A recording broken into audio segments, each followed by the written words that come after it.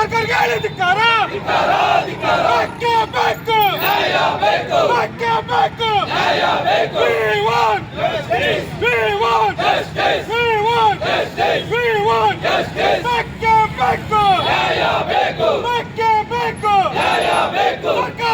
ಸರ್ಕಾರ ಕಾನೂನಂತೆ ಕಾನೂನು ನಾಯಕರ ಮೇಲೆ ದಬ್ಬಾಳಿಕೆ ನಡೆಸುತ್ತಿರುವ ಕಾಂಗ್ರೆಸ್ ಸರ್ಕಾರಕ್ಕೆ ಹೇಳಿದಿಕ್ಕಾರ ಸಂಸದರ ಮೇಲೆ ದಬ್ಬಾಳಿಕೆ ನಡೆಸುತ್ತಿರುವ ರಾಹುಲ್ ಗಾಂಧಿಗೆ ಹೇಳಿದಿಕ್ಕಾರ ಕಾನೂನು ವಿರೋಧಿ ನಡೆಸುತ್ತಿರುವ ರಾಹುಲ್ ಗಾಂಧಿಗೆ ಹೇಳಿದಿಕ್ಕಾರ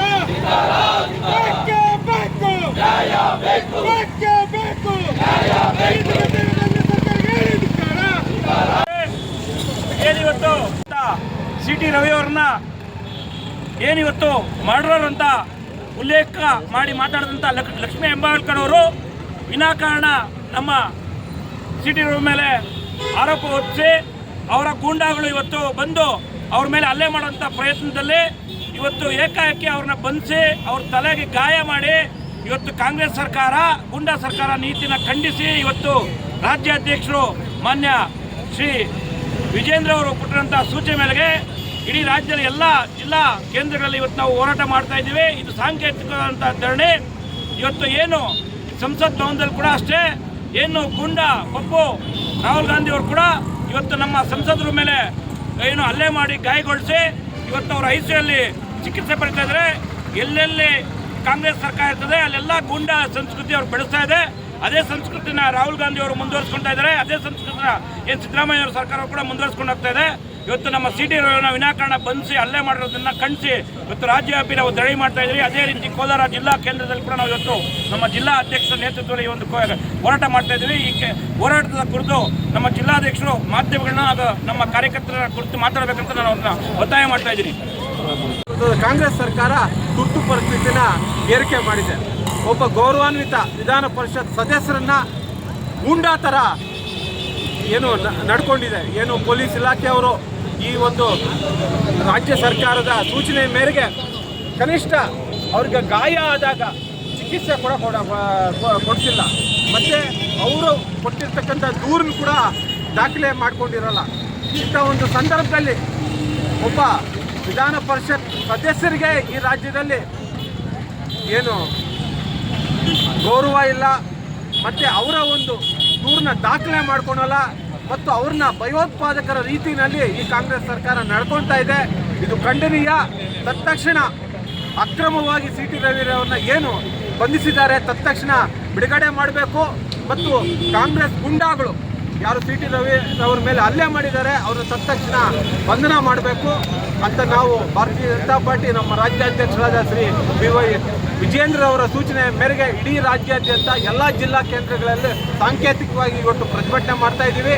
ಸರ್ಕಾರ ತತ್ಕ್ಷಣ ಎಚ್ಚೆತ್ತುಕೊಂಡಿಲ್ಲ ಅಂದರೆ ಪ್ರತಿ ತಾಲೂಕು ಹಂತದಲ್ಲಿ ಕೂಡ ನಮ್ಮ ಭಾರತೀಯ ಜನತಾ ಪಾರ್ಟಿಯ ಕಾರ್ಯಕರ್ತರು ಈ ಒಂದು ಗೂಂಡಾ ಸರ್ಕಾರದ ವಿರುದ್ಧ ಹೋರಾಟ ಮಾಡ್ತಾ ಇದೆ. ಕಾನೂನು ವ್ಯವಸ್ಥೆ ಹದಗೆಡ್ತಾ ಇದೆ ಅಂತ ಈ ಮೂಲಕ ನಾವು ಈ ಒಂದು ಭ್ರಷ್ಟ ಕಾಂಗ್ರೆಸ್ ಸರ್ಕಾರಕ್ಕೆ ನಾವು ಈ ಮುಖಾಂತರ ತಿಳಿಸ್ಕೊಡ್ತಾ ಇದ್ದೀವಿ, ಎಚ್ಚರಿಕೆ ಕೊಡ್ತಾ ಇದ್ದೀವಿ.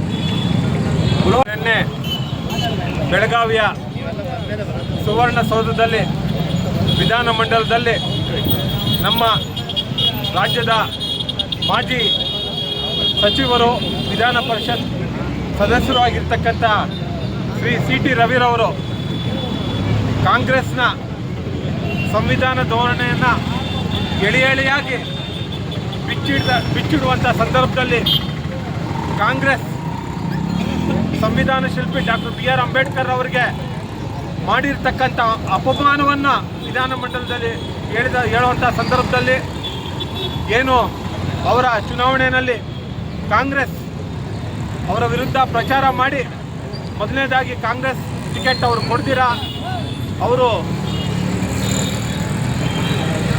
ಅಭ್ಯರ್ಥಿಯಾಗಿ ಸ್ಪರ್ಧೆ ಮಾಡಿದಾಗ ಅವರ ವಿರುದ್ಧ ಪ್ರಚಾರ ಮಾಡಿ ಅವರ ಸೋಲಲು ಕಾರಣ ಆದರು ಕಾಂಗ್ರೆಸ್. ಅದೇ ಥರ ಅವರ ತೀರ್ಕೊಂಡಂಥ ಸಂದರ್ಭದಲ್ಲಿ ದೆಹಲಿಯಲ್ಲಿ ಅವ್ರಿಗೆ 3ಕ್ಕೆ 6 ಅಡಿಯಷ್ಟು ಜಾಗ ಕೂಡ ಕೊಡ್ತೀರಾ ಅವ್ರಿಗೆ ಅಪಮಾನ ಮಾಡಿದ್ರು. ನಂತರ ಅವರ ಒಂದು ಸ್ಮಾರಕನ ಕೂಡ ಕಾಂಗ್ರೆಸ್ ಸರ್ಕಾರ ಮಾಡಲಿಲ್ಲ. ಕಾಂಗ್ರೆಸ್ ಸರ್ಕಾರ ಅವರಿಗೆ ಭಾರತ ರತ್ನ ಪ್ರಶಸ್ತಿ ಕೂಡ ಕೊಡಲಿಲ್ಲ.